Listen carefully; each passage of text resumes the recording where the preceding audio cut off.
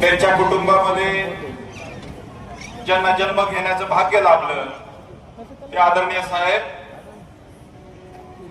या ठिकाणी उपस्थित असलेले सर्व सन्मानित आंबेडकरी चळवळीतील नेते, या देशामध्ये बाबासाहेबांनंतर या चळवळीचा गाडा बहुजन नायक मान्यवर कांशीराम साहेबांनी चालवला आणि या देशामध्ये आज फुले शाहू आंबेडकर आणि मान्यवर कांशीराम साहेबांच्या विचाराचं काम बहुजन समाज पार्टीच्या राष्ट्रीय अध्यक्षा परम आदरणीय बहन कुमारी मायावतीजी बहुजन समाज पार्टीच्या माध्यमातून करत आहेत. 1 ऑगस्ट रोजी जेव्हा वर्गीकरणासंदर्भातला निर्णय आला, या देशामध्ये सामाजिक परिवर्तनाच्या महानायिका परम आदरणीय बहन कुमारी मायावतीजी यांनी सर्वात पहिल्यांदा 4 ऑगस्ट रोजी पत्रकार परिषद घेतली, 10 ऑगस्ट रोजी पत्रकार परिषद घेतली आणि देशातील सर्व आंबेडकरी जनतेला समजून सांगितलं की 1 ऑगस्ट रोजी आलेला निर्णय जो आहे तो अनुसूचित जाती आणि अनुसूचित जमातीसाठी या देशामध्ये इंदिरा गांधींनी जशी इमर्जन्सी लावली होती तेवढा निर्णय भयानक आहे.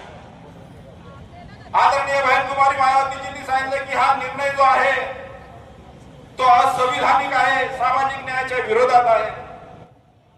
आदरणीय बहन कुमारी मायावतीजींनी सांगितलं की 1 ऑगस्ट रोजी आलेला निर्णय जातींमध्ये द्वेष निर्माण करणार आहे, या देशाच्या एकात्मतेला धोका पोहोचवणार आहे.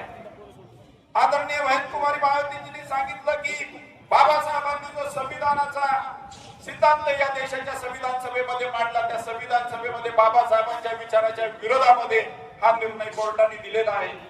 आदरणीय बहन कुमारी मायावतीजींनी सांगितलं अनुसूचित जाती आणि अनुसूचित जमातीच्या लोकांनी समजून घ्यावं की 1 ऑगस्ट रोजी जो कोर्टाचा निर्णय आलाय त्या निर्णयामुळे या देशामधलं आरक्षण संपुष्टात आलेलं आहे. आदरणीय बहन कुमारी मायावतीजींनी सांगितलं की अनुसूचित जाती आणि अनुसूचित जमातीसाठी जे आरक्षण दिलं गेलंय ते 341 आणि 342 च्या कलमानुसार दिलं गेलंय. अनुसूचित जाती आणि अनुसूचित जमातीला या देशातल्या सगळ्यांना जे आरक्षण मिळतं ते कलमा 14व्या आणि 15व्या आणि 16व्या कलमानुसार भेटतं. या कलमांमध्ये हस्तक्षेप करण्याचा अधिकार राज्य सरकारला असू नये. न्यायालयाने या निर्णयाचा पुनर्विचार करावा.